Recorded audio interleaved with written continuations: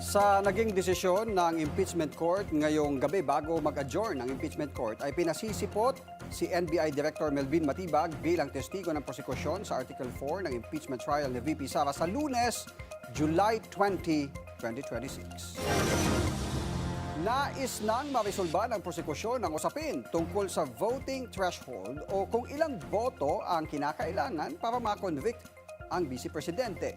Pero para sa kanila, hindi dapat sila ang mag-akyat nito sa Korte Suprema. May politiko update si Isaiah Mirapuentes ng Abante. Siguro baka itong part na to, itong Article 4, baka posibleng mas maikli siya kaysa dun sa inaasahan. Kasi yari talaga dito sa threats. Yaring-yari sila dito. Para kay La Union Representative Paulo Ortega na isa sa mga nag-endorso ng impeachment laban kay VP Sara, grave threats ang pinakamabigat na aligasyon laban sa bise. Ayaw natin marinig yung pagbabanta maski na lang sa ating mga anak. Kung ayaw niyong marinig yun, the more na ayaw niyo dapat marinig sa mga halal na opisyal. Sa ika-4 na araw at 2 linggo ng paglilitis, tila hindi mainit ang ulo ni Atty. Lorna Capuna na isa sa mga private prosecutor. How is your feeling today? Pang-apat na attorney. Yan. Pero ginigiit naman na ni House Prosecutor at San Juan Representative Bel Zamora na kailangan ng maresolba ang issue sa threshold.